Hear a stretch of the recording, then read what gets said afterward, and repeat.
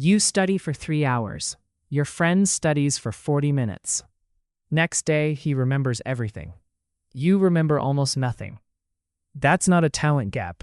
That's a technique gap. And the technique takes 5 minutes to learn. 3 steps. The first one feels like a waste of time. The last one is the reason you forget everything right now. Step 1. Read like you'll be tested in 10 minutes. Imagine someone walks up to you and says, "There's a quiz in 10 minutes on what you're about to read." Instantly, everything changes.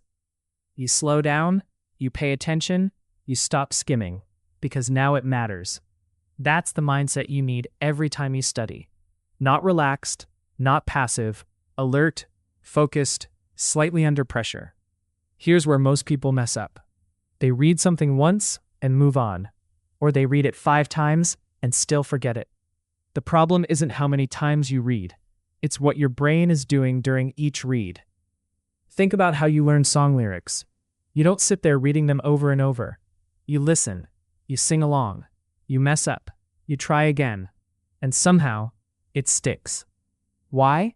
Because your brain wasn't just seeing the information, it was working with it. That's what step 1 is really about. Not just reading, but reading with intention. Now here's how you actually do it. You don't just read once, you read 3 times, but each time has a different job. First read. Get the big picture. Don't slow down, don't highlight, don't overthink. Just understand. What's this about? What's the main idea? What's the structure? Second read. Zoom in. Now you start noticing details. Names, dates, key concepts, connections between ideas. Third read. Lock it in. Now you're actively asking, do I actually understand this? But here's the problem. Even if you do all 3 reads perfectly, you're still doing something passive. You're recognizing information, not retrieving it. And recognition is not memory. That's why you forget everything. Step 2 fixes that. Step 2, teach a wall. Close your book, put your notes away, look at a wall, and explain what you just learned out loud. Yes, out loud. Not in your head. Out loud. It doesn't have to be perfect. You can stumble. You can forget words. You can sound awkward. Because now your brain is doing something completely different. It's retrieving information. And retrieval is what builds memory. Let's say you're studying biology. You read about how the immune system fights a virus. Now close everything and explain it. So basically, the body detects the virus, then the white blood cells, and suddenly you hit a wall. You pause. You forget. You can't finish the explanation. That moment right there, that's the most valuable part of your entire study session, because it shows you exactly what you don't know. Most people avoid that feeling, but that feeling is where learning actually happens. Now go back. Reread only what you missed, then teach it again.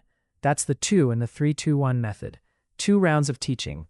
First round, expose the gaps. Second round, fix them. But there's still one problem. Speaking is fast. You can talk your way around things. You can use filler words. You can trick yourself into thinking you understand.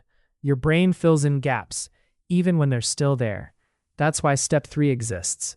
Step 3, write like no one's watching. Grab a blank piece of paper. No notes, no book, no peeking. Now write down everything you remember. Everything. This is where it gets real. Because writing is slow, you can't fake it. Every gap in your knowledge shows up. Clear, obvious, unavoidable. That blank space on the page, that's exactly what your brain was about to forget. And now you see it. That's the 1 in 3-2-1. 1 written recall.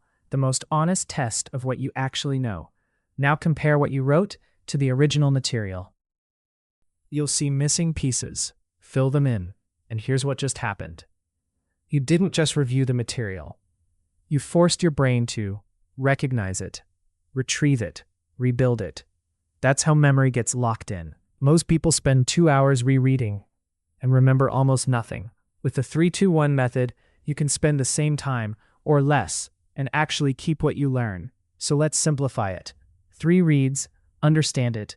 2 teachings, retrieve it. 1 write, prove it. That's it. No hacks, no talent, no study harder. Just a better way to use your brain. And once you start using this, you'll realize something. You were never bad at learning. You were just never taught how memory actually works.